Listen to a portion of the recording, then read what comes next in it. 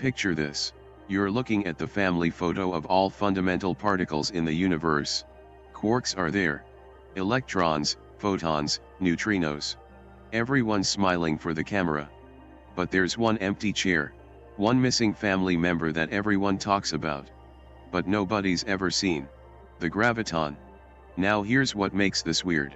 We've detected particles that exist for less than a billionth of a second.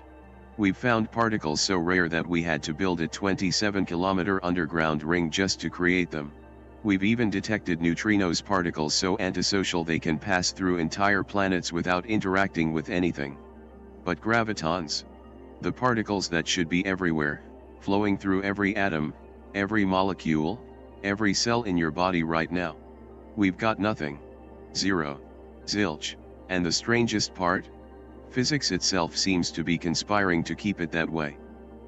I'm going to show you why finding a graviton might be the universe's ultimate magic trick and why some scientists think they've figured out how to call the universe's bluff. Stick around. Because this gets wild. The particle that should exist. Let's start with what we know works. Every force in nature has a messenger, a particle that carries the force between objects. Think of it like sending a text message.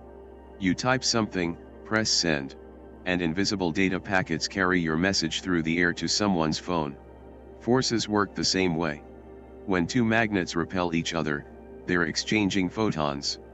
Particles of light you can't see. Those photons carry the electromagnetic force. Inside atomic nuclei, quarks are constantly trading gluons back and forth. That's the strong nuclear force, keeping atoms from falling apart. Even radioactive decay happens because of force carriers called W and Z bosons. Every single force has a particle, except gravity. And that's problematic, because gravity isn't some weird exception. It's one of the four fundamental forces. It should play by the same rules. If gravity works like other forces, then when Earth pulls on you, you and Earth should be exchanging particles. Tiny, invisible packages of gravitational force, flying back and forth trillions of times per second. Those would be gravitons. The math supports this. When you work through the equations of quantum field theory, the framework that describes all other forces, gravity should absolutely have a quantum particle. But here's the million-dollar question. If gravitons exist, and they're everywhere, why haven't we found even one? The answer is going to blow your mind. Because it's not that we haven't tried hard enough. It's that the universe might have made it fundamentally impossible. Let me show you why. The weakest link. I want you to try something. Rub a balloon on your hair, then hold it near small pieces of paper. They jump up and stick to it. Right? You just witnessed something incredible. The electromagnetic force from that balloon overpowered the gravitational pull of an entire planet. Think about that. Earth, all 13 trillion pounds of it, is pulling down on those paper pieces. But a balloon with a tiny bit of static electricity says nope, and lifts them up anyway. That's how pathetically weak gravity is. Let me give you the actual numbers. Gravity is approximately 1 followed by 40 zeros times weaker than electromagnetism. To put that in perspective, if electromagnetism were the size of the observable universe, gravity would be smaller than a single atom. Now here's why this matters for finding gravitons. The strength of a force determines how often its particles interact with stuff. Photons constantly interact with charged particles. That's why solar panels work. Why your eyes can see. Why you get sunburned. But gravitons? They barely interact with anything. Imagine trying to catch a baseball. Easy, right? Now imagine trying to catch a baseball that's invisible, has almost no mass, passes through walls, and only bumps into something once every trillion years. That's what detecting a graviton is like. In the 1960s, a brilliant physicist named Freeman Dyson sat down and calculated what kind of detector we'd actually need to catch a single graviton. His answer was horrifying. You'd need a detector with the mass of Jupiter. Not the size. The actual mass. You'd have to place it in orbit around a neutron star. And then, you'd have to wait. How long? About 10 to the power of 19 years. That's a billion times longer than the universe has existed. Oh, and one more tiny problem. Your detector would collapse into a black hole long before you got a result. So yeah, detecting gravitons seems difficult. The quantum catch-22, but wait. It gets worse.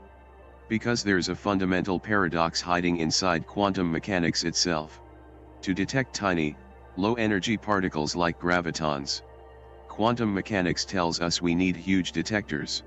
This comes from Heisenberg's uncertainty principle. The more precisely you want to measure something small, the bigger your measuring device needs to be. It's like trying to weigh a feather using a truck scale. So okay. Let's build a massive detector. But here's the catch-22. The bigger your detector gets, the more mass it has. And mass creates gravity. Your detector itself starts warping space-time around it. Eventually, your detector creates so much gravitational noise that it drowns out the very signal you're trying to measure. It's like trying to listen for a whisper while standing next to a jet engine. And you are the jet engine. Some physicists call this quantum gravity censorship. As if the universe has a built-in mechanism to prevent us from ever seeing its quantum gravitational nature. Think about how bizarre this is. The universe lets us detect particles that existed for a fraction of a second during the Big Bang. 13.8 billion years ago. It lets us measure quantum effects across entire galaxies. But it won't let us see the quantum nature of the force that's pulling on us right now. It's almost insulting. So are we stuck? Is this the end of the road? Not even close. Because physicists are creative, stubborn, and really don't like being told something is impossible. They've come up with some absolutely brilliant workarounds. Outsmarting the universe. If you can't catch one graviton, maybe you can catch a trillion of them all at once. Here's the key insight. You don't need to detect individual gravitons to prove they exist. You just need to prove that gravity behaves quantum mechanically. Think about ocean waves. You've never seen an individual water molecule moving in a wave. But you don't doubt that water is made of molecules. You can see their collective behavior. The wave itself. Same idea with gravitons. In 2015, scientists detected gravitational waves for the first time, using an instrument called LIGO. These were ripples in space-time itself, created by two black holes colliding 1.3 billion light-years away. But here's what most people don't realize. If gravitons exist, gravitational waves are collections of gravitons, all moving together, like water molecules in an ocean wave. The problem? LIGO detected the classical wave behavior. Exactly what Einstein's general relativity predicted. It didn't prove anything about quantum gravity. To prove gravitons exist, we need to find quantum properties in those waves. We need to catch gravity doing something. That only makes sense if it comes in discrete particles. Imagine listening to a perfectly smooth tone. That's classical gravity. Now imagine listening closely, and realizing the tone is actually made of tiny, discrete clicks, happening incredibly fast. That would be quantum gravity. Scientists are now building next-generation detectors designed to listen for those clicks. The LISA mission launching in the 2030s will be a gravitational wave detector in space. Millions of kilometers across. Sensitive enough to potentially detect quantum fluctuations in gravitational waves. But there's an even more clever approach.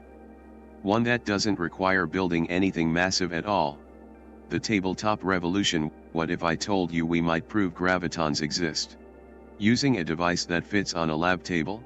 Here's the idea. And it's beautifully simple. Take two tiny objects. Microscopic diamonds, or ultra-cold atoms. Put each one into a quantum superposition, where they exist in two places at once. Yes, that's actually possible. We do it in labs all the time. Now here's the genius part. If gravity is quantum, these two objects should become gravitationally entangled. Entanglement is that spooky action at a distance Einstein famously didn't like. When two particles are entangled, measuring one instantly affects the other, no matter how far apart they are. We've seen entanglement with photons, electrons, even entire molecules, but never through gravity alone. If we could show that gravity and only gravity is creating entanglement, that would be smoking gun evidence. That gravity is quantum. That gravitons exist. Several labs around the world are racing to do this experiment right now. The challenges are insane. You need to isolate these objects from every other force, cool them to near absolute zero, and measure quantum effects so subtle. They make neutrino detection look easy. But it's possible, and unlike the Jupiter mass detector, we might see results in our lifetime. There's also another wild approach. Looking at ancient light from the Big Bang, the cosmic microwave background, the faint are scanning this ancient light, searching for patterns that only make sense if gravity was quantum. We're essentially asking, hey universe, we know you're hiding gravitons from us now. But did you leave any evidence from when you were younger, and less careful? The plot twist, here's where the story takes a philosophical turn. What if gravitons don't exist? What if gravity is fundamentally different from every other force, and we've been chasing a ghost this whole time? That would be just as revolutionary as finding them. Because if gravity isn't quantum, then we need to completely rethink how reality works at its deepest level. Maybe space-time is emergent. Maybe quantum mechanics breaks down at cosmic scales. Either answer, gravitons exist or they don't, breaks physics as we know it. That's what makes this search so important. We're not just looking for a particle. We're asking whether the universe is quantum all the way down, or if there's something even deeper we're missing.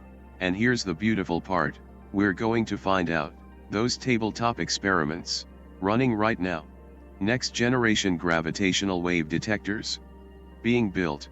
Cosmic microwave background analysis, getting more precise every year. We're living in the era when this question will be answered. The universe has hidden gravitons from us, maybe forever. Maybe just until we got clever enough to look in the right places. My bet? We're about to call the universe's bluff. What do you think? Will we detect gravitons in our lifetime? Or is this the one secret the universe will never reveal? Drop your thoughts in the comments. And if you want more physics mysteries that make your brain hurt in the best way, hit that subscribe button. Trust me, we're just getting started. Thanks for watching, and I'll catch you in the next one.